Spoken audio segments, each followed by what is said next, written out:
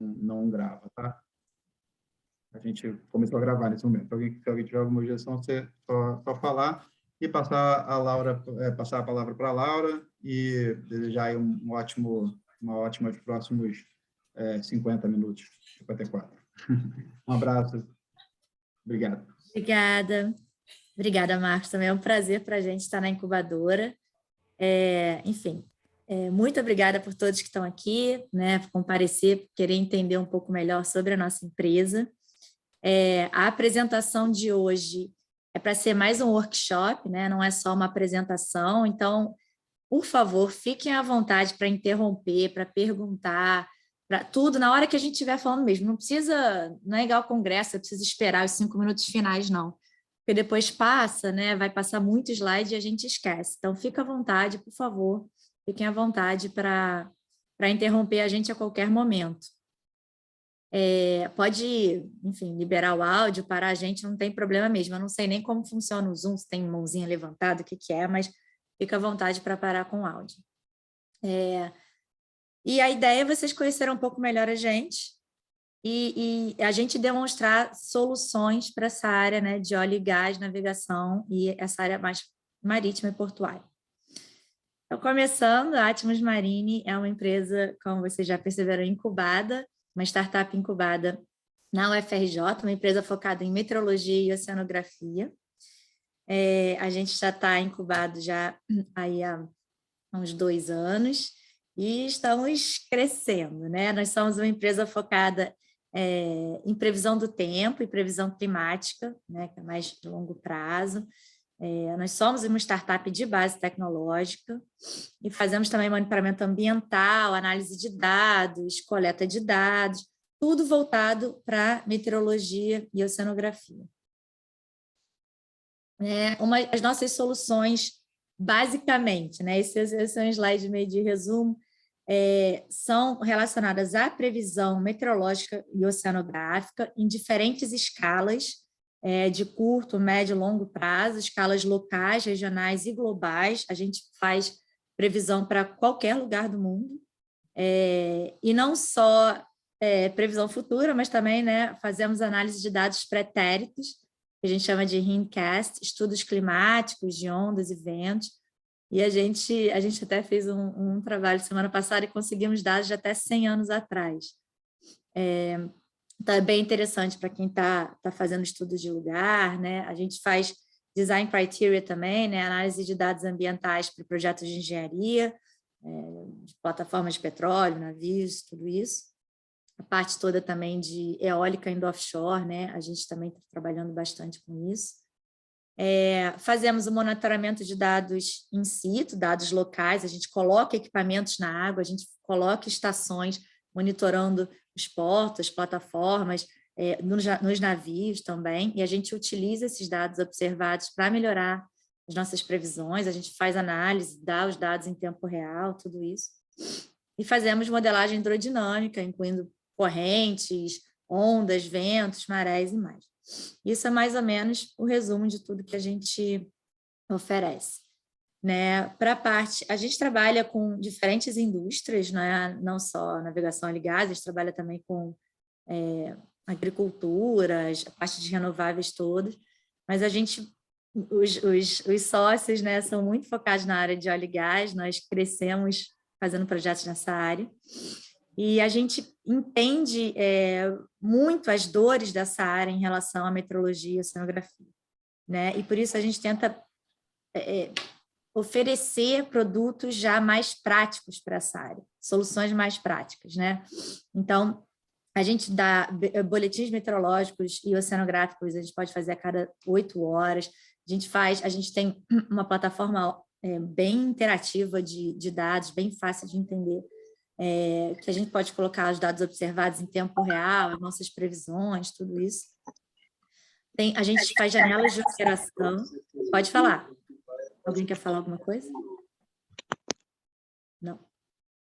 A gente já oferece janelas de operação, né, baseado em limites ambientais. Então, se você tem um ROV que só pode operar com correntes até, sei lá, 3 metros por segundo, ou ondas de até tantos metros, a gente consegue prever a janela de operação que vai ser melhor para o seu ROV trabalhar, ou se você tem um transbordo de carga, ou algum tipo de operação que tenha um limite ambiental, a gente já consegue prever essa janela para cada operação, né? E a gente faz toda também... A gente vai entrar depois de produtos e serviços, mas a parte de relatórios de design, planejamento de rotas, e tudo isso gera uma maior eficiência, segurança operacional,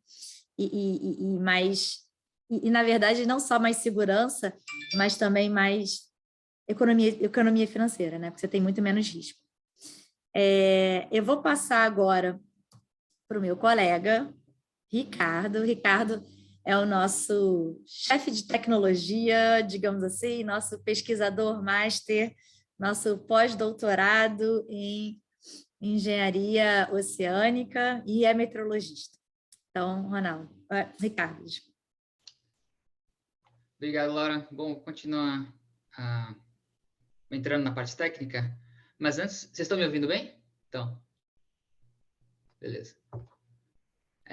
Antes de entrar na parte técnica, eu queria trazer aí umas estatísticas, aí umas coisas que eu tenho acompanhado. Semana passada estava numa conferência e eu vi algo que o professor Parente já havia falado antes, que o setor de oceanografia, a área de oceanografia e meteorologia, ela é uma área que tem muito pouco investimento frente ao risco humano, ambiental e financeiro associado a ela.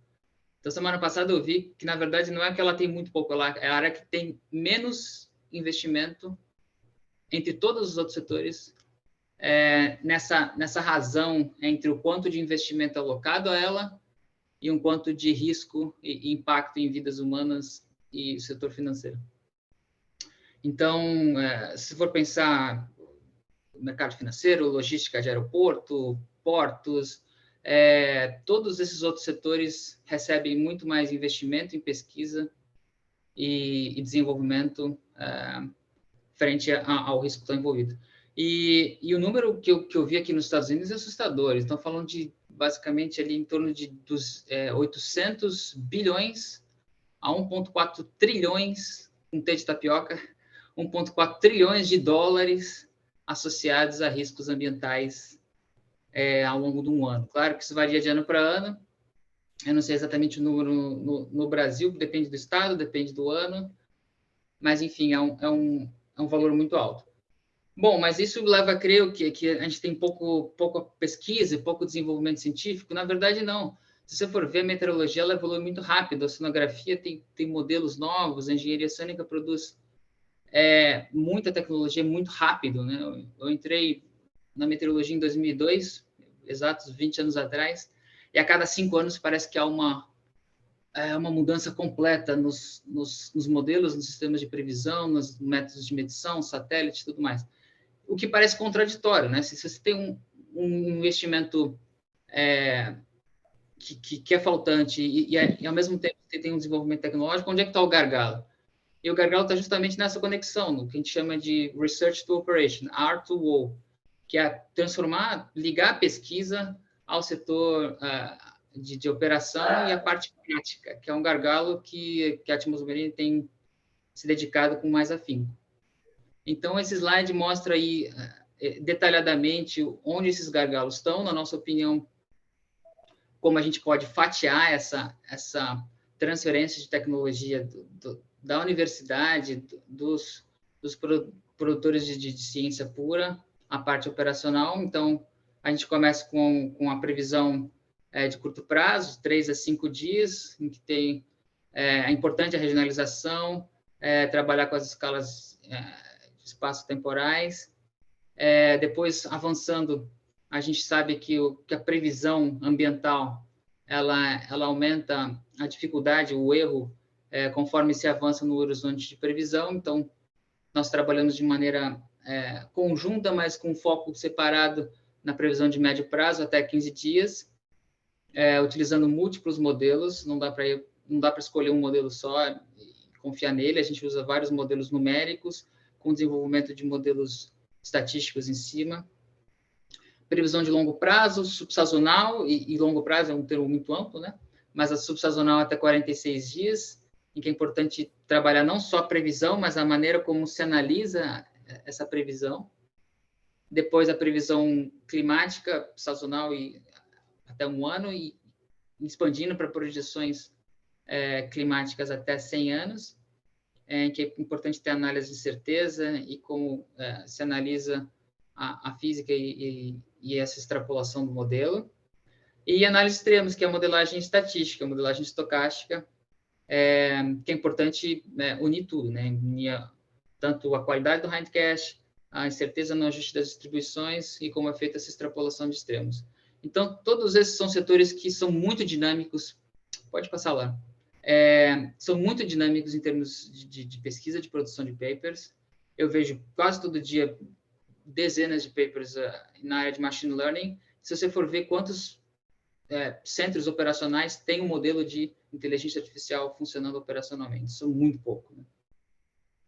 Então, agora, fatiando mais o que eu listei inicialmente, aí a previsão de curto prazo com modelos numéricos, a gente tem o WRF, modelo atmosférico, BRANS, o WaveWatch, modelo de onda com o SWAM, Delft e ROMS, modelo de circulação, que são modelos que nós trabalhamos, calibramos para a região de interesse, utilizando medições, e fazemos essa regionalização customizada para o problema e para o domínio em questão. Então, é muito importante utilizar melhor a previsão, mas também fazer essa regionalização dos dados, né? Porque esses grandes centros de previsão, no SMWF, por mais que forneça uma boa previsão, eles otimizam essa previsão e desenvolvem essa previsão com foco global ou com foco para a área onde eles estão atuando, Europa, Estados Unidos. E fica esse buraco no Atlântico Sul, que a gente sabe que tem mais dificuldade em ter uma previsão dedicada. Então, esse aí, por exemplo, é um exemplo do WaveWatch, um mosaico de previsão de onda, feito para o Atlântico Sul e para a costa do Brasil, em que foram desenvolvidas ao todo 5 grades, né? A grade global, depois aquela grade mais o Atlântico Sul, metária, dividida em 2, né? Que foi visto que o erro e a calibração do modelo nessas 2 regiões é diferente, uma região tropical com sistemas meteorológicos diferentes e que a onda vai responder de maneira diferente e, por isso, precisa de uma calibração específica no WaveWatch. Depois, uma grade ao sul, onde a gente sabe que tem a passagem dos ciclones extratropicais, os ciclones subtropicais, que é difícil de modelar, e essa subgrade de mais alta resolução costeira recebendo essas áreas. E aí um Kikuplot mostrando como a gente conseguiu trabalhar com essa calibração utilizando os dados de satélite, usando dados de boia, para poder calibrar cada grade individualmente, que seria alguma coisa com centro global, uma empresa com esse tipo de visão não dedicada não iria conseguir fazer. Pode passar para o próximo.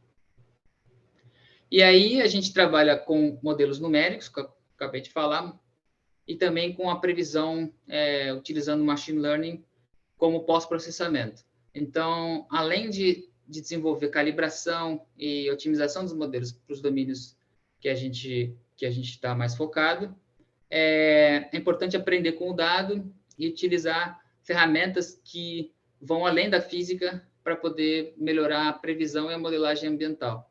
Então, essa figura é uma figura clássica do erro da previsão do vento, pode ser semelhante com a de onda, em função do horizonte de previsão no eixo X, em que você tem a previsão determinística tradicional em preto e ciano, a previsão com ensemble, que são várias simulações independentes, em que a incerteza e os erros das previsões individuais são promediadas e a previsão da média é melhorada. E em verde, a previsão utilizando a inteligência artificial, nesse caso foi o Multilayer Perceptron Neural Network, que conseguiu ser treinado com dados de boia e de altímetro para melhorar essa previsão. Então, basicamente, em vez de escolher entre uma previsão de machine learning ou uma previsão numérica, aquela briga física ou estatística, a gente usa os dois. A gente tira o melhor dos dois, o melhor da previsão numérica, o melhor da previsão com machine learning, com o que a gente chama de modelagem híbrida. E nisso a gente desenvolveu um sistema que engloba todas as escalas temporais, que são sistemas diferentes, nessa modelagem híbrida, que é apelidado de Sistema Operacional de Previsão Híbrida, utilizando inteligência artificial, que é a SOFIA. Pode passar para o próximo. Então, esse é um exemplo de previsão global, como essa técnica, né, utilizando a rede neural, para prever o resíduo, ela consegue prever o erro, entre aspas, né, não é bem o erro, o resíduo, é a limitação do modelo numérico, que é essa animação aí no canto inferior esquerdo, ou seja, o que a física não consegue captar e que a rede neural consegue pegar e assim diminuir o erro do modelo numérico. Nesse caso, é um modelo de ensemble de previsão de onda da NOAA, que com o modelo de pós-processamento conseguiu diminuir esse erro. E agora, mais recentemente, essa previsão global, nós estamos feitos a SOFIA para customizar regiões específicas, Maranhão, Piauí, Bahia, Rio de Janeiro e assim por diante. Pode ir para o próximo. Esse é um exemplo com o erro médio quadrático, né? Como pode ver na região extratropical, onde o erro é maior, a rede neural consegue melhorar mais. Então, ela basicamente preserva a boa qualidade do modelo numérico, onde o modelo numérico é bom. Se o modelo numérico é bom, deixa ele trabalhar sozinho. E se o modelo numérico estiver errando, a rede neural vai lá e começa a melhorar aquela previsão e fazer uma regionalização. Tem escalas, que não é bem a questão de certo e errado, tem escalas que o modelo não consegue pegar. Aí a rede neural consegue ser treinada e melhorar aquela escala, fazendo o que a gente chama de regionalização. Próximo slide. E aí a gente expande a SOFIA, não só para um modelo de machine learning alinhado a um modelo numérico único, mas sim uma previsão, primeiro, com ensemble, né, que é uma previsão, como eu falei, probabilística, utilizando vários membros, e também uma previsão com multimodal ensemble, ou seja, o multi vem de múltiplas físicas de modelos diferentes. Então, você tem desenvolvimentos feitos por centros globais de previsão, a NOAA, DWD na Alemanha, o SMWF, que são previsões excelentes, o Environment Canada, são previsões muito boas. E aí, em vez de virar uma briga entre qual centro é melhor, que isso geralmente gera polêmica, é muito mais publicidade do que qualquer outra coisa. Em vez de decidir qual previsão é melhor, a gente trabalha com todas as previsões juntas, e porque a gente já tem analisado isso, publicando, inclusive, situações em que um modelo é melhor em alguns casos e outro modelo é melhor em outros casos. Então, é difícil determinar e escolher um modelo único só. Bom, um exemplo famoso disso é o caso do furacão Sandy e do furacão Irma. O furacão Sandy ficou famoso porque a previsão do CMWF fez uma previsão melhor para a costa dos Estados Unidos, enquanto a NOAA fez uma previsão pior para o Sandy. Já o furacão Irma foi excelente. A NOAA fez uma previsão em que 7 dias antes a FEMA já estava atuando na área. Então, é um contra-exemplo de que existem sistemas e tipos de eventos que são modelados melhor para um e modelados melhor por um outro modelo. E aí surge uma questão que vira impossível de qualquer meteorologista, qualquer ser humano de analisar, que é olhar pelo menos 5 centros operacionais com um ensemble que tem pelo menos 30 membros e olhar qual previsão é melhor, baseado na experiência ou no feeling. Então, é importante se ter um modelo de machine learning que consiga olhar essas dimensões todas, aprender com o dado e aprender quando um modelo é melhor que o outro e fazer uma média ponderada, na verdade não é bem uma média, é uma promediação não linear, e desenvolver a melhor previsão a partir disso. Então, eu trabalho em conjunto. Próximo slide. Esse aqui é um exemplo de multimodal ensemble, quando a gente colocou vários membros juntos. E aí, olhando quando a gente vai para médio prazo, não é só uma questão de olhar melhor ou desenvolver a melhor previsão, mas tem um olhar probabilístico, né? Porque você tem uma incerteza, teoria do caos dizendo que a incerteza vai aumentar conforme o tempo à frente, né? Conforme se avança mais 5, 10 dias. Então, é importante olhar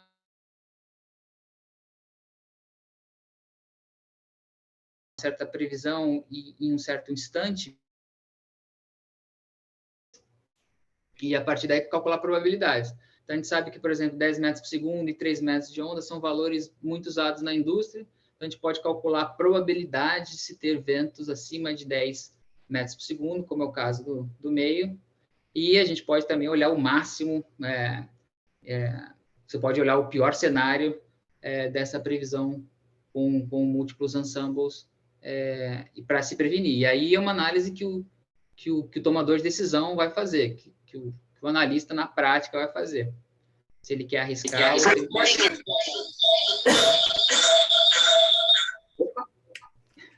Pode passar para o próximo. Essa é a mesma previsão, só que para a onda, né, com a visão probabilística do resultado. Pode ir?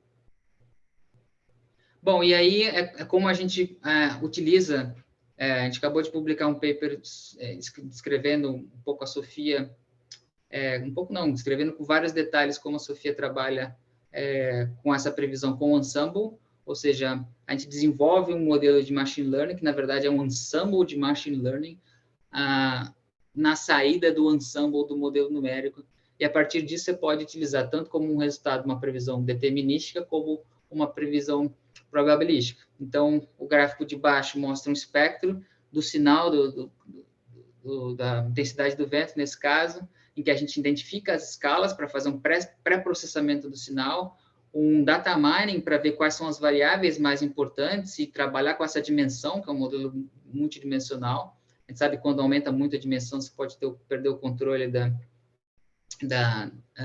do treinamento. E aí, desenvolvimento de uma previsão que aí no gráfico inferior direito mostra aí o SMWF, que é uma previsão excelente, só que para o ponto onde a gente está trabalhando, ela tem limitações por ser um modelo, né, um modelo global, por mais que seja de alta resolução, ainda é um modelo global. E depois que a Sofia atua e trabalha em cima dele, mostra esse gráfico com esses pontos em vermelho, já com um pico plot muito mais coerente. E é um modelo que trabalha muito bem em todas as estações do mês, né, todos os meses, né, todas as estações do ano, e que pode ser treinado de maneira clusterizada para diversos pontos. Pode ir para o próximo. E aí, algum resultado bem claro, assim, essa maneira de ver o benefício da modelagem híbrida, né? Em vermelho é o SMWF, e verde e azul é a previsão com a rede neural, em verde é o conjunto de validação totalmente fora do conjunto de treinamento. Previsão independente, com o erro médio quadrático à esquerda e o coeficiente de correlação à direita. E a previsão de 1 a 15 dias no eixo X. Então, você pode ver que a previsão de 15 dias do erro médio quadrático, você tem o mesmo erro do que a previsão de 7 dias do SMWF. Ou seja, você pega uma das melhores previsões do mundo, que é o SMWF, e a gente consegue estender essa previsão de 7 a 15 dias com o mesmo erro associado a ela. E o coeficiente de correlação apresenta um ganho em dias semelhante, né? Dia 15, similar ao 8, dia 8, dia 9, em termos de previsão. Então, você ganha tempo, né? Com esse ganho de tempo, você pode gerir melhor as atividades, as operações offshore, planejamento, segurança e assim por diante. Próximo. E aí é uma maneira de como a gente integra esses gráficos todos, essas informações todas. Você tem a Sofia aplicada a modelo de curto prazo, determinístico, depois a médio prazo e a longo prazo. Então, o azul, o amarelo e o rosa mostram essas escalas diferentes de tempo, como o modelo trabalha. O modelo de médio e longo prazo, ele não faz sentido trabalhar com dados horários, né? Porque você não vai conseguir captar qual é a hora em que o pico da tempestade vai ocorrer. Você trabalha com médias diárias e depois com uma previsão probabilística. E nisso também se coloca a climatologia, que é o verde, para saber se há uma anomalia positiva ou uma tendência de anomalia negativa. E com isso tomar a decisão. Você vai ter um período com mais onda, menos onda, mais vento, menos vento, seca ou não. E assim poder tomar a decisão baseada em cada escala. Próximo, por favor. Esse é um outro exemplo da Sofia em azul, com a climatologia calculada pela Sofia em rosa, e com isso a gente pode determinar qual período vai estar acima ou abaixo da média, para estimar se vai ser um período, nesse caso, de mais vento ou menos vento. e aí como a Sofia corrigiu esse vento em relação ao dado do SMWF. Esse gráfico mostra um caso claro ali de como ela pega muito bem as tendências, apesar de no horizonte de previsão mais longo, esse ensemble ter um spread muito grande e a média ficar mais constante, mas ela consegue capturar muito bem as tendências e fornecer uma previsão de médio e longo prazo melhor. Próximo. E aí a gente passa por análises extremas, aí mudando um pouco de produto. O que eu estava falando até agora é a previsão do tempo, previsão meteoceanográfica. Aí já não é mais necessariamente uma previsão, mas sim uma modelagem estocástica, probabilística, para fazer aquele cálculo dos valores de retorno, né? Da onda centenária, do vento centenário e assim por diante. Que aí depende de uma coisa que eu estudei dediquei 5 anos do meu doutorado, que é como rastrear as incertezas nesse processo todo, né? Como a gente melhorar o dado de entrada, análise da modelagem estatística com as distribuições de probabilidade e o processo de extrapolação dos quantis extremos. Então, a gente vê que, primeiro, a gente não tem dados suficientes para fazer uma análise de extremos só baseada em boia, por exemplo. Extrapolar 100 anos a partir de 5 anos e 10 anos de boia. Então, a gente depende dos hindcasts. Esse hindcast depende de uma calibração, né? Como eu falei, esses produtos são produtos globais. E a calibração desse produto ela é muito em função do sistema meteorológico que está atuando nele. Então, nesse caso, ele mostra aí um exemplo do CFSR, em que o modelo erra muito dentro ou na região ciclônica, e na região de anticiclone e vento calmo, o modelo erra pouco. Então, essa foi uma maneira que a gente desenvolveu que a gente tem continuamente desenvolvido para calibrar os hindcasts. Na época foi o CFSR, agora tem outras análises, Wave Rees, era 5, e a ideia é utilizar dados de satélite para melhorar a representação dos ciclones e assim melhorar o hindcast que vai ser usado para análises extremas. Pode ir para o próximo. Então, esse é um slide que eu gosto bastante para exemplificar esse problema, né? O gráfico à esquerda mostra o quantio extrapolado, né, o valor de retorno, em função do período de retorno, de 0 a 100 anos. Então, a onda centenária ali, o HS centenário, vai ser a borda direita do gráfico. E se você utiliza diferentes hindcasts, a onda centenária muda completamente. Se você pegar agora o ERA 5 com o Wave Rees, por exemplo, você já vai ter um resultado completamente diferente. Aí, qual que se usa? Né? Você não sabe qual usar. Você vai desenhar uma plataforma de petróleo, um porto baseado numa informação que tem uma grande incerteza. A mesma coisa vale para distribuição de probabilidade, ou seja, se você tiver o melhor hindcast do mundo, totalmente calibrado e preciso, mas, por exemplo, utilizar Pearson Type Tree ou Weibull ou Pareto, você também vai ter extrapolações e valores de retorno muito diferentes. E quando você combina essas duas incertezas, assim, você tem ondas centenárias de 6 a 9,5, 10 metros, assim, que é uma loucura. Como é que você vai projetar ou planejar alguma coisa com esse tipo de análise? Então, o que a gente faz é rastrear o erro e essa incerteza, melhorar ao máximo o hindcast, selecionar a melhor distribuição de probabilidade com os testes de ajuste, né, Goodness of Fitting Tests, a melhor extrapolação e até chegar no valor de retorno com a menor incerteza possível. Próximo. E aí a gente passa para a previsão climática, passo a bola para o Ronaldo, nosso especialista em modelagem numérica, previsão do tempo e previsão climática. Oi, boa tarde. Vocês estão me ouvindo bem?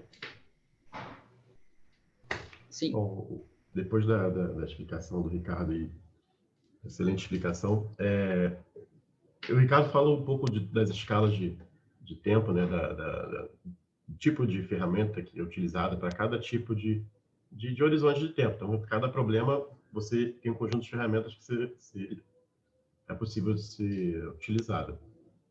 Quando você passa, depois da previsão subsazonal, que é aquela até 46 dias, que hoje é o que se tem, é o maior desafio, né, hoje em dia, em termos de previsão, você passa já para uma escala sazonal, ou previsão climática, né, como costuma se chamar. Essa previsão climática, basicamente, hoje é feita por todos os centros mundiais de meteorologia e em escala global. Então, você pega um modelo, hoje em dia todos os modelos são acoplados com o oceano e a atmosfera, né, justamente por conta dessa escala de tempo, o oceano ser muito mais importante, né? Você tem o El Niño e outros tipos de oscilações que são fundamentais para você entender e tentar reproduzir e fazer uma previsão futura. Então são utilizados modelos globais, né? Além dos modelos globais, o que você pode fazer é começar a calcular índices, indicadores em função desses modelos e de alguns índices já consagrados na literatura, como o próprio El Niño, oscilação sul, ou o índice de oscilação antártica, entre outros índices que está dependendo da região que você quer e qual tipo de fenômeno que você está interessado em tentar antever na próxima estação, nos próximos meses, enfim.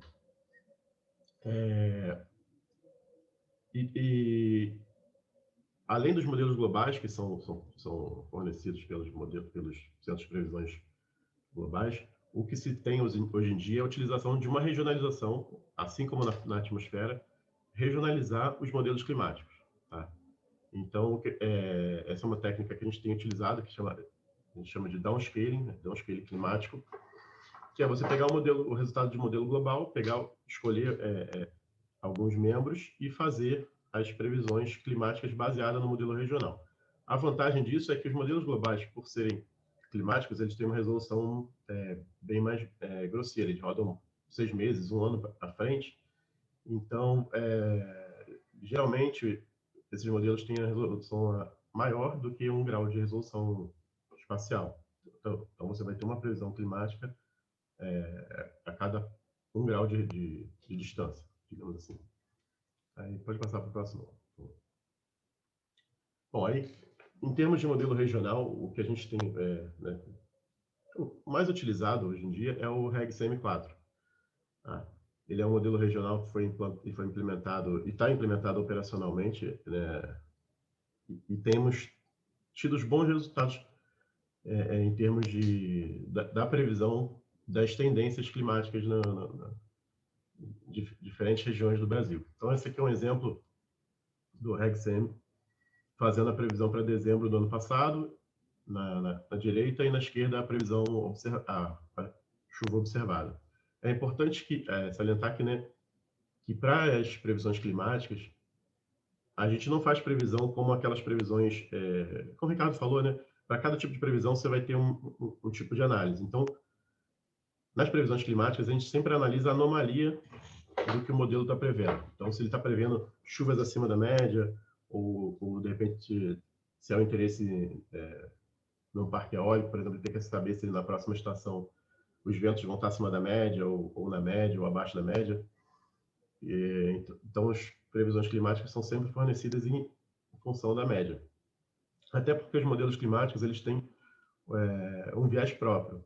Tá? Então, se você roda um modelo, qualquer modelo que você rodar, global ou regional, ele vai ter um viés em função das equações dele, das aproximações que ele faz. Ele pode estar representando mais chuvas acima da média no Nordeste, ou abaixo da média no Sul.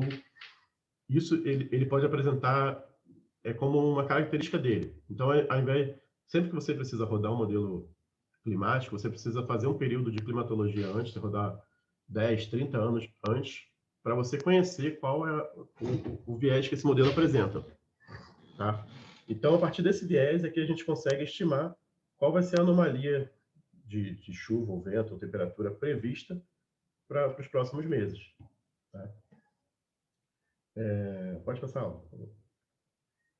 E daí, utilizando essa mesma técnica, é possível fazer extrapolações ainda maiores. Tá?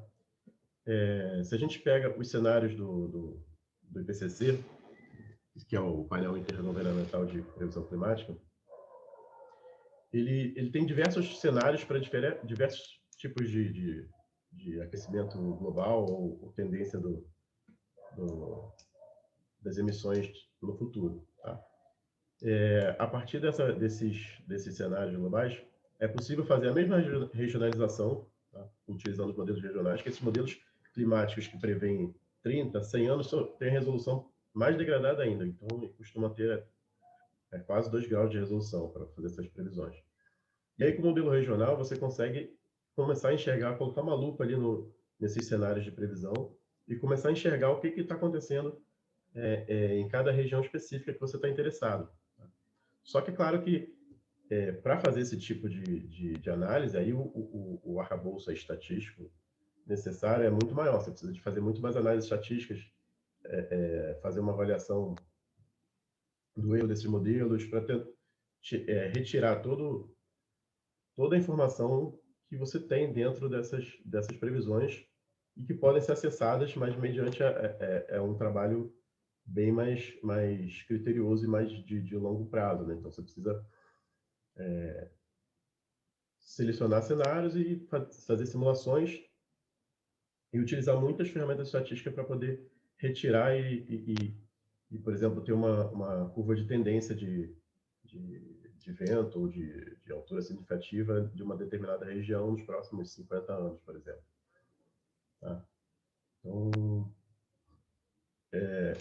bom, acho que vou passar para o Henrique agora, que é a parte de coleta e análise de dados, para ele continuar a apresentação. Olá. Ouvindo bem também? Então, beleza. Então, a Atmos Marine, ela também tem uma parte grande, assim, que é a parte da coleta e principalmente a análise dos dados, que serve principalmente para avaliar a performance desses modelos, nessas diferentes escalas, e tirar conclusões também ambientais com base nos próprios dados, né? Talvez os principais parâmetros que a gente usa são ondas, marés, ventos, correntes, temperatura e de diversos equipamentos, né? Desde boias, ADCPs, fundeiros oceanográficos e estações meteorológicas. Essa daí é uma boia que foi desenvolvida em parceria com o Laboratório de Instrumentação Oceanográfica da Petrobras e que a gente utilizou para fazer medições de onda e vento. Então, aqui... A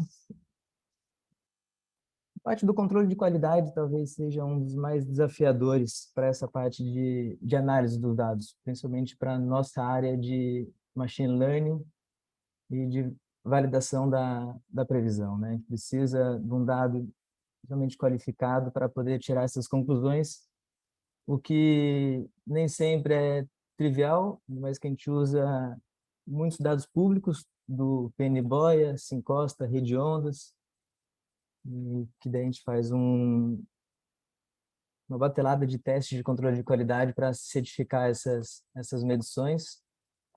A gente utiliza para fazer análise espectral, distribuições de probabilidade e análise de eventos extremos. Um exemplo é esse histograma. Aqui é uma relação para avaliar as fog waves, essas ondas extremas. Então, a divisão da altura individual dividido pela altura significativa, aqui é o limiar de 2.1, que diz que essa aqui a cauda dessa distribuição aqui, que seria as ondas mais extremas.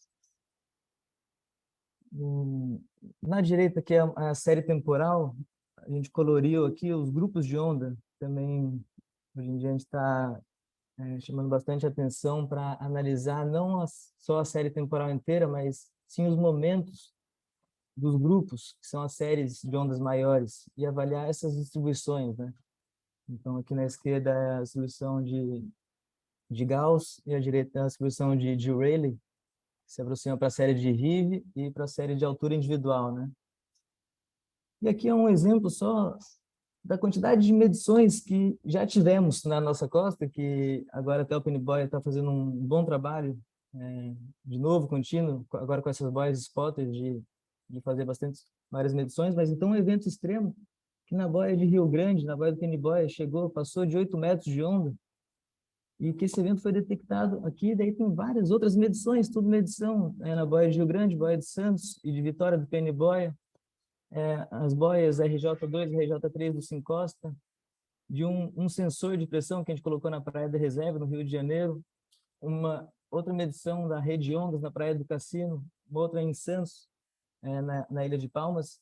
Então, a quantidade de medições que detectaram esse evento e a importância disso, porque acaba que você consegue, tendo uma rede de monitoramento, dessa forma, você consegue, com base nos dados, já saber a propagação de um evento extremo, né?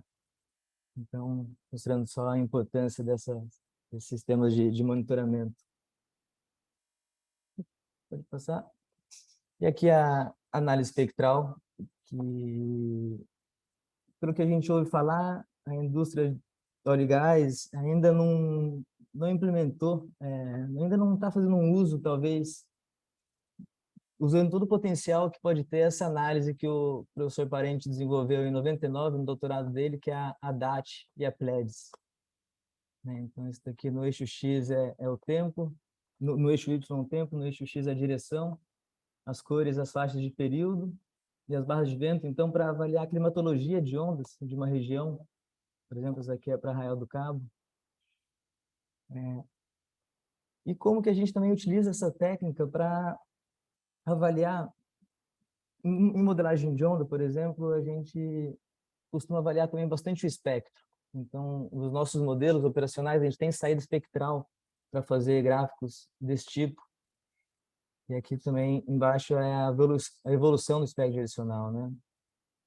Então, essa daqui, a parte dos dados é uma coisa que a gente tem bastante atenção, porque para todos esses sistemas operacionais que a gente implementa uma previsão, realmente a parte do dado tem que estar muito bem definida e qualificada para a gente poder fazer esses estudos e essas análises.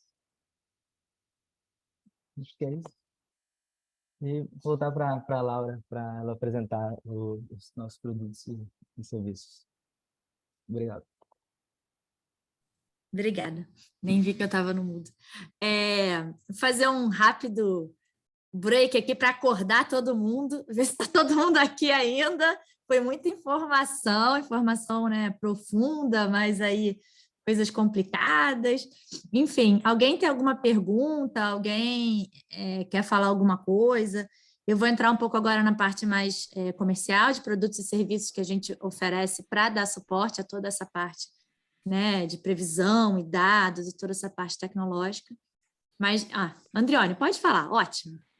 Não, eu queria perguntar especificamente do SOFIA lá, eu só fiquei em dúvida se aplica a previsão, a rede neural customizada para uma locação, um ponto assim, ou é para uma região, que vocês mostraram, acho que no gráfico estava Maranhão, se eu não me engano, e daí se vocês veem essa mesma técnica, claro, com os devidos ajustes, podendo ser aplicada para previsão de corrente, né, que ainda é muito, está bem atrás, assim, na parte de previsão de onda. Quem responde? Ronaldo, Ricardo? A questão do pontual não depende da distribuição espacial das medições, né? Se houver um cluster com uma quantidade, uma boa densidade de medições, é melhor usar a rede neural desenvolvida no cluster. Então, a gente faz um data mining, né? Então, a rede neural, quando a gente fala do machine learning, ela já é a ponta do iceberg, né? Você tem todo um data mining vindo antes disso para poder decidir. Bom, se não tivesse, for um caso de uma boia isolada, aí você aplica a rede neural pontual e pronto. Vai ser a dimensão daquilo ali.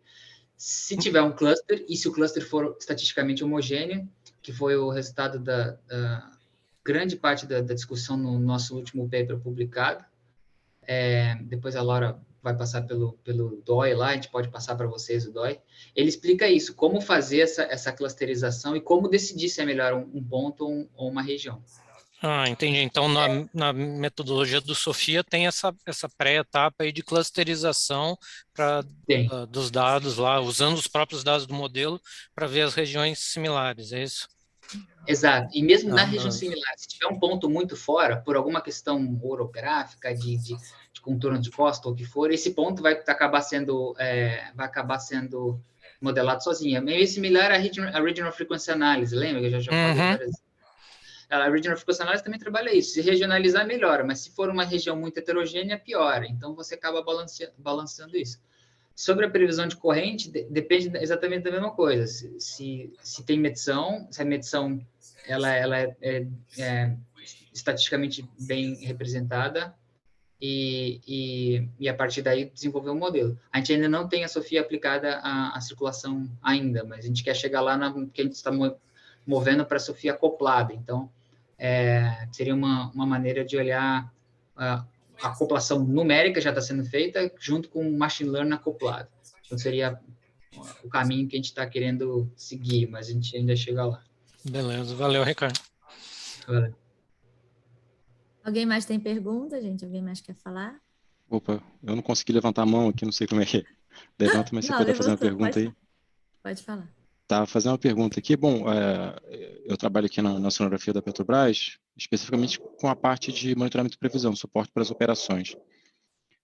A gente tem usado muito o Ensemble para avaliar risco, né, de eventos mais energéticos que ofereçam algum ofensor para as operações ali. Inclusive, por exemplo, vai ter agora amanhã um ciclone, né? Deve estar começando a se formar. Tem amanhã, vai dar uma bagunçada ali na Bacia de Santos. A gente já conseguiu identificar ele nos ensembles lá atrás, mais de 10 dias antes dele ocorrer. Mas ele não aparecia no resultado determinístico, né? Aparecia, sei lá, 2 membros davam ali o negocinho. É algo que eu vejo um potencial bem grande aí no que o Ricardo apresentou, de já conseguir trazer para a realidade, né, para a parte mais certeira ali, alguns eventos de risco no futuro. Aí uma das perguntas é mais ligada até a como vocês têm trabalhado com isso na parte comercial, essa parte de modelagem com inteligência artificial, né, de gerar esse produto de inteligência artificial, que para fazer na mão é muito difícil mesmo, o cara interpretar aquilo tudo ali, não dá. O que a gente faz hoje é só identificar que tem um risco, mas a gente não sabe o que é o mais provável de acontecer mesmo no futuro, né? Vocês pensam, além de oferecer isso para os clientes diretos de vocês, oferecer também isso como um serviço para outras empresas de previsão, para fora da Atmos Marine? Sim, você quer falar, Laura? Eu posso falar a parte técnica. Pode falar, fala a parte técnica. Bom, primeira coisa, o Fernando consegue já interpretar o ensemble, é uma coisa que na indústria nem todo mundo consegue interpretar. Esse é o primeiro ponto. Então, a gente tem um outro cliente também que é muito bom, que trabalha com ensemble e é meteorologista, também a gente adora trabalhar, mas o padrão não é esse. O padrão é a pessoa não entender, ele vai ver o spread, vai ver um cone de previsão, a média vai estar sempre atenuada, a pessoa acha que pode olhar só a média. Então, primeiro tem uma questão ali quase pedagógica e, assim, muito difícil de se discutir, que acho que a Laura talvez tenha mais essa abordagem de conversar e passar essa informação, e esse é o primeiro ponto. O segundo ponto é como tirar o máximo de proveito dos ensembles, né? E é o plural, porque tem, por exemplo, Environment Canada. Quase ninguém ouve falar do ensemble do Environment Canada. O Environment Canada fez, em parte do horizonte de previsão, fez a melhor previsão do furacão Lorenzo, lá que atingiu os Açores. Eu publiquei um paper sobre isso agora, de como o ensemble conseguiu ver lá na frente.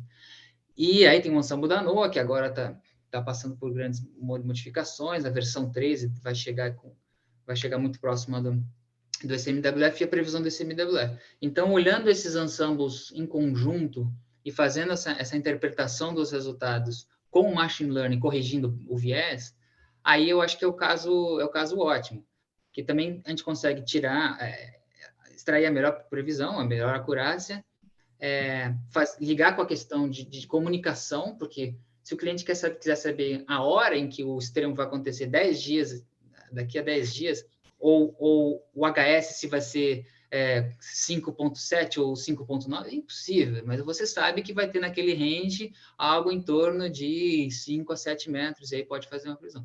Então, essas duas frentes andam juntas, né? Que é uma frente científica e uma frente de comunicação, né? E aí ainda tem a frente de marketing, que é tentar convencer o cliente de que isso é importante, que a Laura pode falar. Achei interessante a pergunta, Fernando. A gente, a princípio, não vê como vendendo, assim, não... A gente vê como competidores. Os nossos competidores são outras empresas que fazem previsão. E a gente entende, vendo o mercado brasileiro principalmente, né, dominado aí por poucas empresas, na verdade, que são empresas que uma compra outra, outra compra outra, né? Não vou nem citar nomes.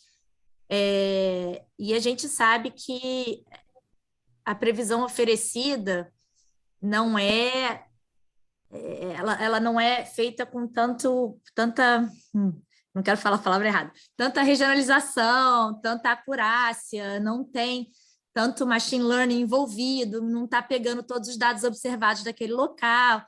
Enfim, a gente vê eles como competidores, a gente espera, está dominando o mundo, crescendo, aí crescendo bastante, a gente espera poder vender mais para a Petrobras, enfim, a gente sabe tudo que vocês fazem, a gente conhece bem vocês, e a gente tem certeza que a gente pode adicionar muito valor aí a tudo que vocês recebem de outras empresas concorrentes na área de previsão meta-oceanográfica. Assim, a princípio, enfim, a gente não se vê vendendo serviço para alguém vender de novo, entendeu? Acho que não faz muito sentido. Tá. Eu até da minha visão aqui, eu vejo vocês os dois papéis, tanto competidores como possíveis colaboradores. Eu achava interessante, porque vocês têm a especialidade regional da meta-oceanografia offshore, que eu acho que quase ninguém tem. Sinceramente, no Brasil, aqui, as empresas de meteorologia estão muito focadas em terra, tem algumas que olham para o mar, mas não têm a visão de especialização de modelagem regional, né? Até, assim, tem gente que faz, né, é óbvio, mas é pouco, é menor ainda do que o mercado de meteorologia em si. Então, eu acho que vocês teriam muito a agregar também a esse mercado um pouco maior, assim, poderiam ser também fornecedores, mas, claro, isso depende da estratégia de vocês, não, é só uma visão minha que eu não acho que seja impossível esse papel também, não. Eu tenho duas perguntas ainda também, na parte de previsão subsazonal e sazonal. Na subsazonal, se a série temporal chega a ser útil, aqui focando em vento e onda, né, uma parte offshore, pelo menos para a gente aqui é o que pega, ou se não, passou de 15 dias, mesmo com todo melhoramento, realmente não dá para, não é confiar, mas não é um produto útil de você identificar ali, não vai ter uma ciclogênese daqui a 25 dias, se é útil, e se a série temporal em si não for útil, se na subsazonal ou sazonal, se tem algum parâmetro que seja útil para a operação offshore, no sentido, por exemplo, que a gente usa muito em terra, a gente vê isso muito em terra, né? Previsão de anomalia de chuva, e anomalia de temperatura, né? Se para a parte offshore também.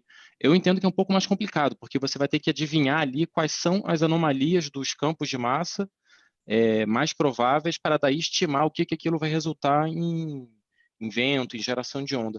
Mas eu não sei se vocês já fizeram, talvez vocês já tenham pensado em alguma coisa assim, né? Como se aproveitar essa parte de previsão subsazonal e sazonal para a parte offshore. Posso responder? Ou te responder ela rápido, que acho que eu vi o Renato com a mão levantada também, para ele falar. Bom, a previsão subsazonal é onde tem o maior gargalo, né? Porque você ainda quer enxergar a previsão subsazonal como você vê a previsão de curto e médio prazo, e não dá, você não consegue interpretar ela. Só que ela não é uma previsão climática, né? Que você já vai falar, o verão vai ser mais quente, mais frio, vai ter mais seco ou mais chuva. Então, são duas coisas. Primeiro, é enxergar o que dá para prever, ou seja, se você quiser pegar um fenômeno de curtíssimo prazo, uma variação de horas e tal, nos gráficos que o Henrique mostrou, você tem, às vezes você tem algum meandro no gráfico de HS e tal, você não vai pegar, é impossível pegar. O Lawrence falou do horizonte de 2 semanas, né, a teoria do caos, em 68. Então, esse horizonte é válido, ninguém descartou a teoria dele até hoje. Só que dá para começar a ver tendências, e esses eventos que têm maior duração, ou seja, os ciclones extratropicais, os sistemas de bloqueio, ou os sistemas crista-cavado que têm mais dominância no Atlântico Sul, esses sim conseguem ser bem captados, né? Então, dá para começar a antecipar um período, sim, de maior ciclogênese, e aí começar a olhar e trabalhar probabilisticamente. Assim, a anomalia e a climatologia são extremamente importantes nessa interpretação, né? Porque você vai conseguir olhar se vai ter um período com maior probabilidade de ter ondas extremas ou não, ou um período que vai ter ondas mais calmas e assim por diante. E aí, conforme se vai avançando nessa escala, né? Você tem, por exemplo, o CMWF está com 46 dias de previsão, a NOAA agora foi com o Ensemble até 35 dias. Então, com 30 dias, você tem 2 grandes centros fazendo boas previsões. Dá para se informar muito bem dali. Só que são 30 dias. Quando chegar nos 15 dias, você já vai estar acompanhando aquele evento, aquela situação, né, subsazonal, há 15 dias. Então, quando chegar nesses próximos 10 dias de previsão, você já está acompanhando o sistema. E aí sim dá para entrar na previsão de médio prazo melhor do que se você estivesse entrando do zero. Então, acho que essa combinação, né, de interpretar a previsão, olhar o modelo em conjunto e a previsão determinística sozinha, olhar só o controle, por exemplo, não vai informar muito, porque provavelmente ele vai estar fora de fase ou provavelmente vai estar informando alguma coisa que não necessariamente vai ser significativo para aquele dia, para aquele horário e tal. Acho que o Fernando tem outra pergunta. Você tem outra pergunta, Fernando? Não, só o último comentário aqui, dá parabéns aí pro time. Vocês realmente, literalmente, só estão com fera no time aí, cara. Parabéns mesmo pelo time que montaram. Obrigada. Só para complementar o que o Ricardo falou em relação à previsão climática também, Fernando, a gente pode, por exemplo, você pode usar um rastreador de ciclones dentro da previsão climática, e aí você consegue ver se aquela temporada, né, digamos assim, que não tem uma temporada, mas se aquela estação vai ter mais ciclones, né, em uma determinada região do que a climatologia geralmente apresenta. Então, isso é um tipo de informação que também pode ser útil para prevenir esses eventos extremos. Entendi, valeu. Agora o Renato tá querendo falar um tempão. Oi, pessoal. Não, na verdade, eu até eu levantei a mão, mas o Fernando, ele fez a mesma pergunta que eu ia fazer, porque eu estava justamente interessado nessa visão que vocês têm aí da capacidade de uma previsão nessa escala sazonal, né? O quanto que é possível. Exatamente o que o Ricardo acabou de explicar, o quanto que é possível você prever umas anomalias de ciclones, vento offshore principalmente, né? O quanto que você consegue se antecipar a uma tendência, não é acertar o HS de 5,7 às 3 horas da tarde, não é isso mesmo, é essa tendência sazonal que o Ricardo acabou de explicar. Então, por isso que eu levantei, mas eu abaixei a mão, porque o Fernando roubou minha pergunta e o Ricardo já explicou. Mas eu também... Oi, falei. Essa é uma área extremamente interessante, assim, porque ela é nova, né? Um pouco abordada. E é exatamente o que eu estou, do ponto de vista científico, é o que eu faço agora o dia inteiro, assim, é que eu estou totalmente dedicado por questões de operação marítima e de rota e tudo mais, né? Se você for pensar um navio saindo, sei lá, de Cape Town para o Rio de Janeiro, de Nova York para Londres, ele vai demorar uma semana, 2 semanas, ele já vai começar a entrar no horizonte subsazonal. E tendo um horizonte, né, e poder começar a informar esse horizonte para a operação é muito importante.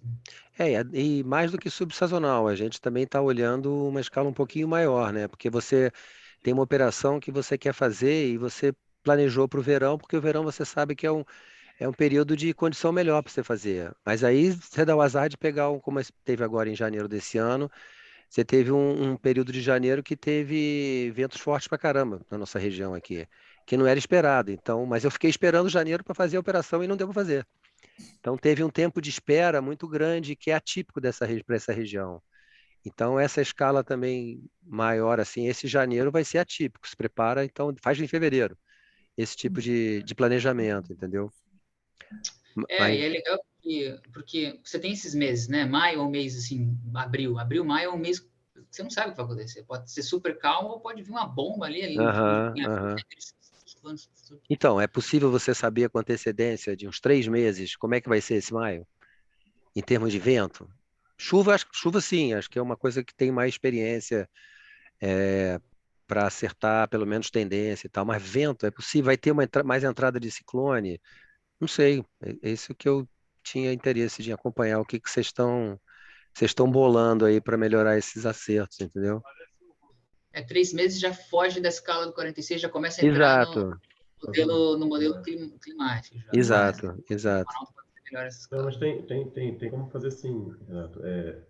Como eu falei, você pode usar indicadores, né, climáticos. Então, você faz um estudo prévio para relacionar o que você quer entender. Eu quero entender o vento na Bacia de Santos, entendeu? Os extremos de vento na Bacia de Santos. Então, você vai fazer uma análise prévia para relacionar o que climatologicamente influencia, quais indicadores climáticos vão influenciar naquele vento. Tá? O número de ciclones, se é a velocidade deles, enfim, você vai fazer um estudo prévio e aí, a partir disso, você vai desenvolver uma ferramenta que é o que a gente faz, desenvolver um índice para aquele tipo de evento. Desenvolver um índice para dizer que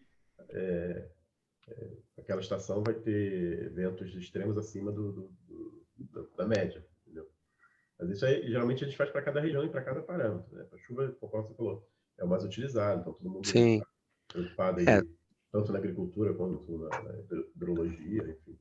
Mas para ventos também, hoje em dia, com a parte eólica, de energia eólica, é uma demanda bem grande. Isso. Entender se que eles chamam de safra, né? Safra de vento vai ser boa. A safra de vento? Eles chamam safra. Legal. Então, por exemplo, para nós, o vento, para algumas região... operações, o vento forte não é uma boa safra, não, para falar a verdade. Né? Daqui a pouco vai ser, de repente, com as eólicas. Sim, com as eólicas, com certeza. Claro, quero mais vento forte. Aí vai ficar uma briga, né? Com vento forte, você tem uma boa produção de energia eólica, mas algumas operações de óleo e gás você não consegue fazer. Aí você não consegue fazer um offload, não consegue coisa do tipo, né? Mas tem um produto que a gente está montando, que a gente até precisa reunir agora essa semana, que é a parte dos cones de Cyclone Track, né? Que é aplicar o Cyclone Track, o track de ciclone a cada um dos membros, né?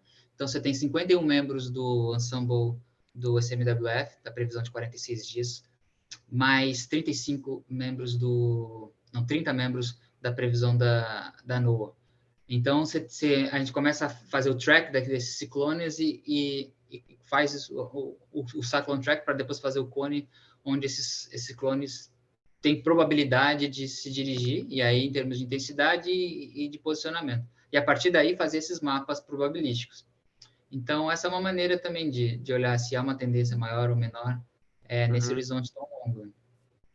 Entendi. Vamos ver se sai disso com isso em breve, vamos ver. Beleza. Aproveito para dar parabéns também aí para o time. Legal. Obrigada. Bom, alguém mais? Tem alguma pergunta? Eu vou continuar rapidinho. Fábio, fala. Cadê o Fábio? Está no barco. Fábio? Oi, estão me ouvindo? Agora sim. Estava mudo. Agora está abrir a câmera e não abrir o vídeo.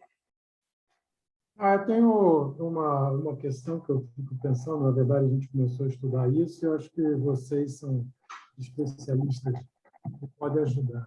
Que é a questão de que, hoje em dia, quando a gente faz uma medição em situ, né, seja de onda, vento, não se inclui nessa medição, na apresentação do resultado, a incerteza associada à medição, seja a incerteza do instrumento, mais da medição, de todo o processo de medição. E aí a minha pergunta é, caso essa incerteza passe a ser expressa, quer dizer, se desse um valor médio medido, mais ou menos, da incerteza associada, o que isso poderia vir a contribuir para essas previsões de longo prazo, previsões de extremos e previsões climáticas?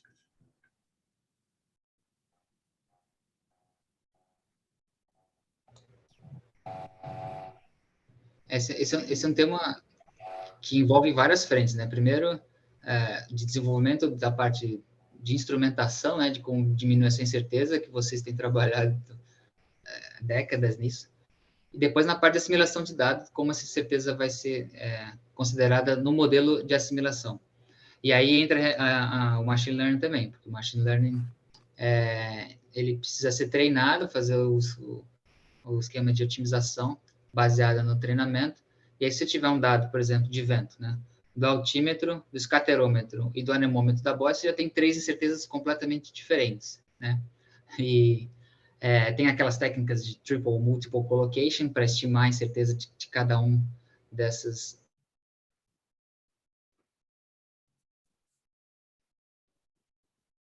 É muito difícil conhecer a incerteza do próprio... Então, a transição agora que a gente está fazendo na Sofia é começar a trabalhar com a função peso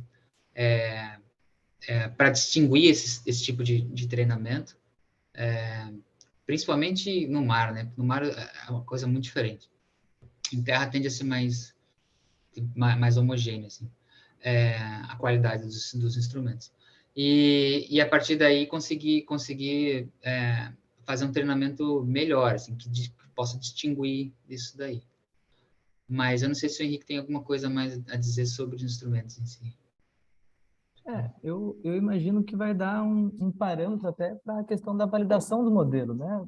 Porque do modelo e do dado a gente tem uma linha e não tem a incerteza expressa na comparação. Então, às vezes, a gente quer calibrar mais o modelo para bater com o dado medido, mas, em realidade, a gente não tem a certeza do dado medido, né? Então, até onde a gente quer também calibrar o modelo, né? A gente quer chegar até onde? Então, eu imagino que com essa evolução, né, de expressar a incerteza, principalmente de boia, né, em função do estado de mar, eu acho que vai dar um parâmetro, na verdade, vai clarear um pouco para a gente essa ideia em questão também da calibração e validação dos modelos. Eu vejo muito essa importância de expressar a incerteza do dado por isso. Que tem impacto no lado de comunicação com o cliente também, porque se você for ver, a gente sempre tenta falar em erro em algum range, em questão probabilística. Dificilmente a gente vai falar que a gente desenvolveu um modelo com um erro de 0,1 centímetro, né? A gente sabe que isso aí, dentro da medição, pode servir para marketing, não sei, mas na prática não faz sentido nenhum. Então, a gente sempre tenta estipular esse range ali e suspeitar, deixar uma coisa um pouco mais aberta, assim. E usar as medições para poder diminuir a incerteza delas, né? Agora você tem esses dados todos, essas boias derivando, junto com o altímetro, se é falsate, com dado de espectro, então a gente pode... a gente está nessa frente também de começar a integrar múltiplas observações para diminuir a incerteza da estimativa final, né? Então, em vez de pensar em uma medição só, integrar essas medições e tentar diminuir a incerteza de cada uma delas. É um desafio, mas eu acho que vale a pena, assim, eu acho que vale a pena. Vai chegar um ponto que a modelagem já é tão boa e o erro dos instrumentos já é tão pequeno que a gente tem que começar a olhar mais para essa incerteza para poder conseguir conversar, né? Conseguir integrar isso daí.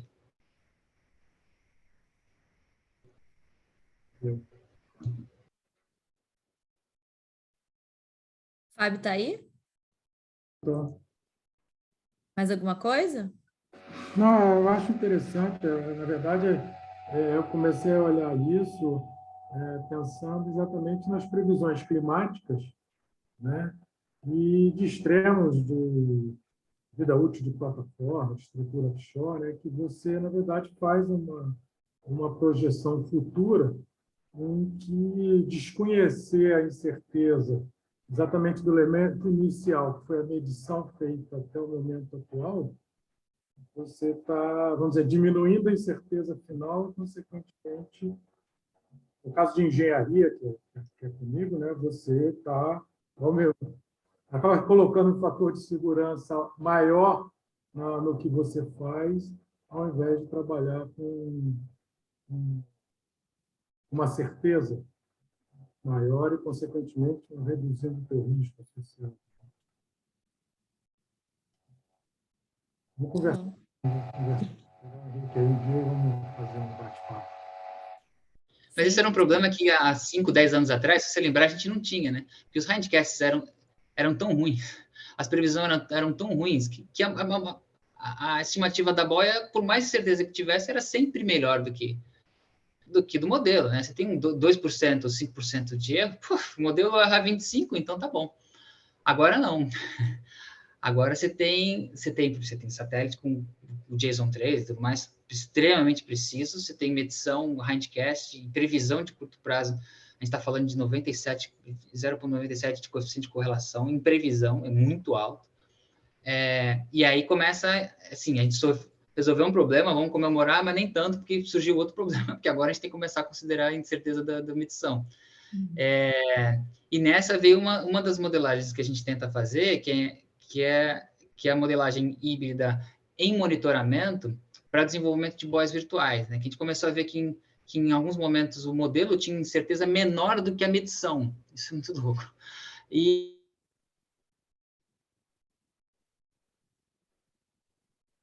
Sendo que você pode usar algumas boias de modelagem híbrida em hindcast e nowcast, e utilizar esse nowcast para fornecer uma previsão dentro da incerteza da boia. Então, isso que a gente está chamando de boias virtuais, desenvolvendo uma análise espacial de como esse posicionamento das medições realmente, das medições reais, digamos assim, das medições das boias e dos tracks dos altímetros vão contribuir para isso, e nessa desenvolver esse sistema de nowcast. Isso a gente está querendo desenvolver, assim, avançar com isso, a gente está em fase inicial, mas é um dos nossos planos também. Sim. Bom, eu vou continuar rapidinho, só para finalizar, fazer uma conclusão aqui dos produtos e serviços mais pontuais relacionados a essas previsões que a gente oferece. Um deles é esse planejamento e otimização de rotas de navio, né? Que através das previsões que a gente faz, o Ricardo até comentou agora numa das respostas, a gente consegue prever a melhor rota, a mais segura, a que vai, de alguma forma, talvez economizar combustível, se você pegar uma corrente lá te empurrando, vai evitar, né, que você encontre grandes tempestades. Enfim, a gente consegue já fazer produtos já mais específicos, como a otimização e planejamento de rotas. Peraí, eita, não está funcionando aqui. Além disso, a gente também faz, acho que é de interesse da Petrobras, essa parte de previsão de movimento das plataformas, né, e navios, como que eles vão se mover através, que é mais um produto que vem através da nossa previsão de ondas e de ventos, e como, né, a gente pega toda a parte estrutural de engenharia do seu asset, do seu navio, da sua plataforma. Vou deixar você falar, André. E aí a gente prevê como vai ocorrer esse movimento a partir dos dados que são dados pelo cliente desse asset. Pode falar, André. Não, eu só queria perguntar, para esse serviço, é necessário que o cliente forneça para vocês o que exatamente? O RAO só o RAO, tipo as dimensões, assim, e a questão do aproamento, assim, que tipo, isso aí é para FPSO, por exemplo, que o aproamento é fixo, ou existiria esse serviço para embarcações menores, assim, que pode estar em qualquer aproamento, assim, né? Porque o movimento acaba variando muito dependendo se a onda está chegando de proa ou de través, né? Daí, como que esse resultado é fornecido, assim? Só para entender. Ricardo, quer falar? Na verdade, isso teria que ser um desenvolvimento conjunto com o cliente, né? A real dependeria disso. E a modelagem ambiental estaria sendo feita pela gente, mas com essa customização na saída da previsão com o cliente. Aí teria que analisar cada embarcação individualmente. Entendi. Mas isso vem de uma abordagem que a gente já tem feito, de tentar em vez de fazer uma operação dos nossos produtos unidirecional, né, de sair produzindo, vendendo, mas customizar e trabalhar com o cliente para que essa previsão, esse produto possa ser feito em conjunto. Então, a gente fez isso com a parte de eólica, isso tem funcionado bem, e a gente quer fazer o máximo possível disso também com a parte de naval. Então, essa vem nessa frente, né? Como a gente tem muita transparência na maneira de fornecer os produtos e de desenvolver a previsão, e como já há um pós-processamento, ou seja, um modelo formal de pós-processamento, colocar elementos nesse modelo de pós-processamento poderia adicionar valor e contribuir com o produto. Entendi. Então seria um produto customizado para cada cliente, saquei. Sim, Beleza. Valeu, gente. exatamente. Não sei se a Laura tem Quase- alguma coisa. Não, mas quase todos os nossos produtos são assim, são customizados para cada cliente, para cada asset, para cada local, para cada cluster. Sim, é muito difícil a gente entregar alguma coisa totalmente regional, global, assim, porque aí a gente não entra no valor de acurácia esperado dos nossos clientes, entendeu? Não, perfeito. Obrigado, gente. Nada. Continuando, eu queria mostrar um pouquinho também da nossa plataforma. A gente tem, né, hoje em dia a gente já tem um portal que cada cliente tem acesso através de senha. Você pode dar acesso para quem você quiser da sua empresa. O nosso portal está bem legal, né? Tem aquelas setinhas do Indy que todo mundo gosta, mas tem também coisas mais avançadas, né? Tem toda a parte, né, de diferentes horizontes de previsão. A gente trabalha de novo com o cliente, a gente customiza a plataforma para o que o cliente quer ver. Então, se ele quer algum gráfico específico, a gente já coloca lá para ele.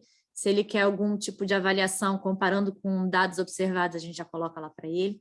Enfim, a nossa plataforma está bem legal e já está pronta, com vários layers, com muitos dados, muita coisa.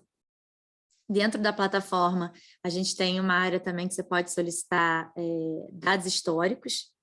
A gente tem uma base de dados bem grande dos nossos servidores, né, de mais de 30 anos aí, aproximadamente 30 anos, talvez um pouquinho mais, de dados históricos, e os nossos clientes já podem requisitar esses dados, clientes também que já fazem seus próprios estudos e querem requisitar os dados, a gente já consegue fazer isso através da plataforma.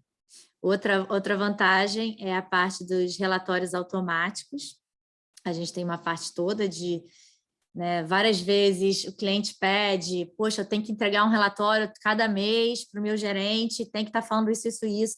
Então, você pode gerar um relatório automático, você põe lá a estação que você quer ver, ou o navio que você quer ver, a variável, o tipo de gráfico, você pode fazer isso várias vezes e vai gerar um relatório automático para você. Porque a gente normalmente tem muita informação na plataforma, então ali você vai selecionar o que você quer ver, já vai passar para um PDF e já vai ter um relatório automático sendo gerado para o cliente.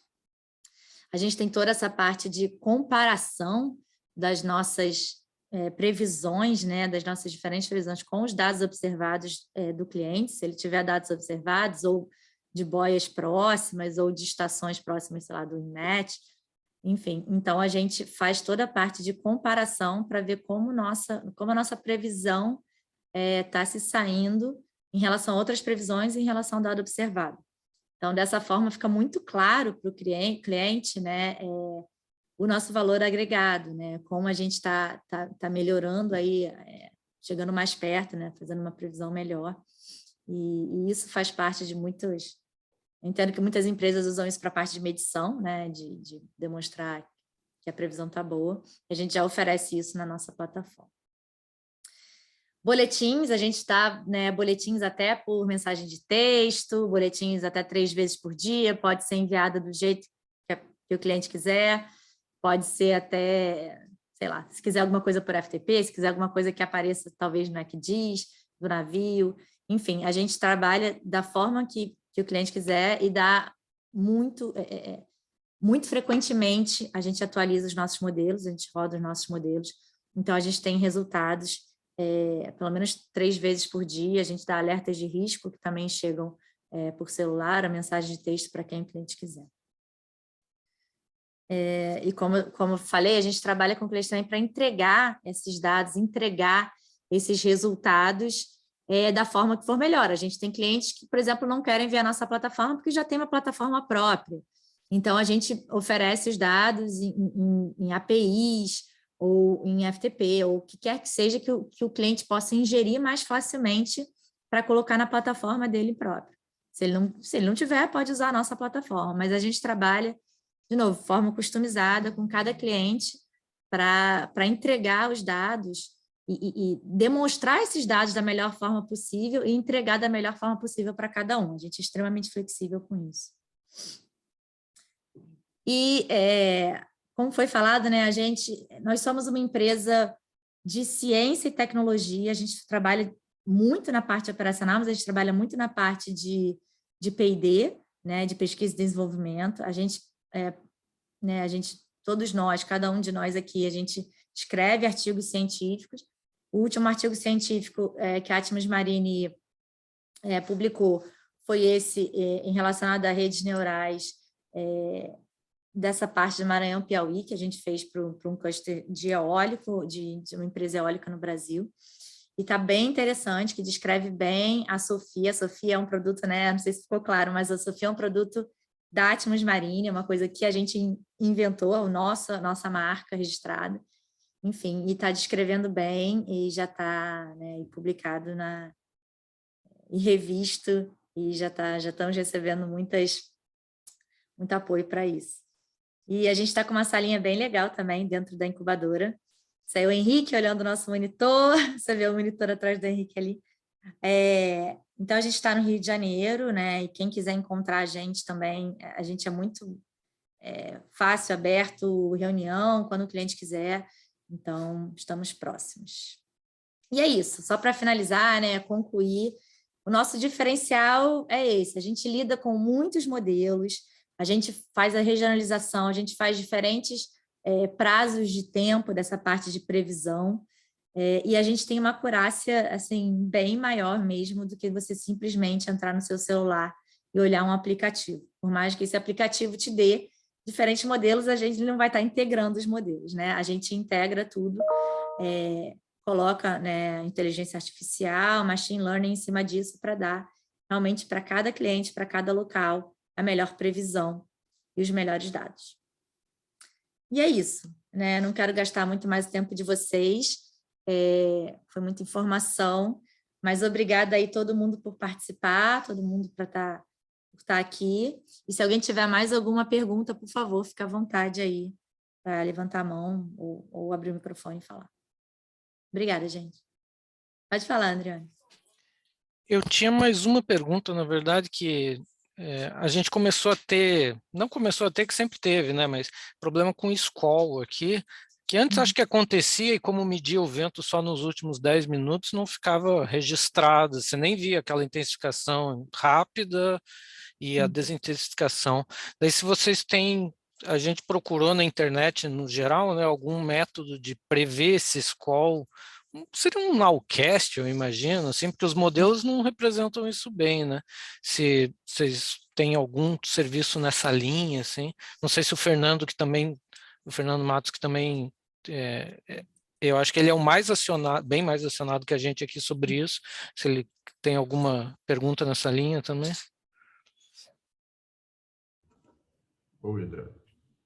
A gente não, para a escola específico não, mas é para, quer dizer, escolas é um evento intenso de vento, então, aí, para esse tipo de abordagem, você tem um monitoramento constante, né, utilizando, geralmente, a imagem de satélite e radar, se estiver disponível na região. Uhum. E uma coisa importante que no mar, que é uma ferramenta muito boa, que às vezes as pessoas subestimam, os caterômetros, né, que é o QuickScat. Então, ele já dá um bom indicativo, mas eles têm a frequência menor, não passam toda hora, mas eles acompanhar as imagens dos caterômetros é bom, ajuda bastante. Valeu, gente. Esses radares de banda X, as plataformas muitas têm radar, né? Banda X são os menores, né? Talvez eu não sou especialista em radar, mas eles devem conseguir também pegar esse tipo de sistema. Também tem uma limitação de cobertura de radar, mas, enfim, vocês do Centros Oceanop podem falar melhor, hein? Das sondas, cara, a galera tava me falando ontem, tava conversando com eles sobre o squall ontem, eles falaram que o radar radar de navegação mesmo da sonda, eles conseguem ver a chuva chegando pelo sistema, né? Não consegue ver tudo, mas como um radar meteorológico, mas consegue ver uma maçaroca vindo ali pelo radar. Até um negócio que eu queria explorar um pouquinho melhor depois, mas dá para ver alguma coisa. Não é, né, direcional em Z e tudo mais, mas talvez tenha alguma coisa útil aí, sim. Tem um pessoal da Universidade de Oklahoma que trabalha com machine learning aplicado a esse tipo de dado, para prever tornado, o squall deve estar relacionado, né? Assim, eu nem peguei isso para ver que isso assim, já vai ser bem complicado, mas tem gente mexendo com isso. Se vocês começarem a procurar, tem desenvolvimento nessa área, assim.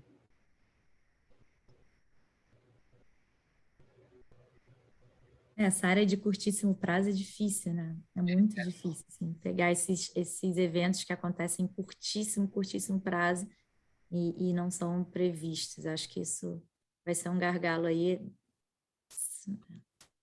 Talvez não com previsão numérica, realmente difícil, por causa do tamanho do sistema, mas muitas vezes eles se propagam, né? Então, se sentiu num lugar, de repente pode ser que ele venha em outro, então Ter um talvez fazer alerta. sistemas de alerta, com base em Sistemas de alerta. medições, talvez seja uma forma. Talvez não vai livrar a primeira plataforma que pegou, mas pegue talvez as próximas subsequentes, o pessoal tenha um tempo de se planejar.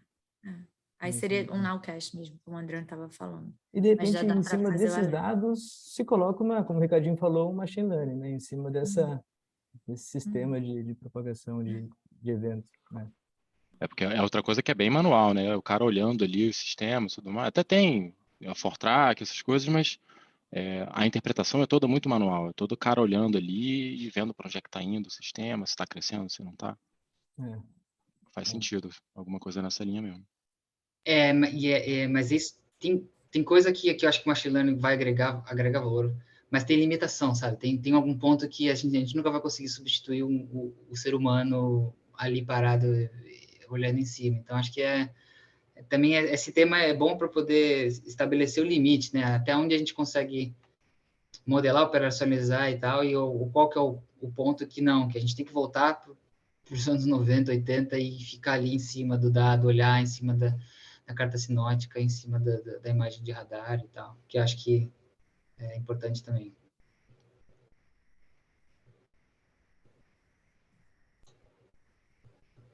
Mais alguém? Mais alguma coisa? Não? Acho que a gente pode finalizar.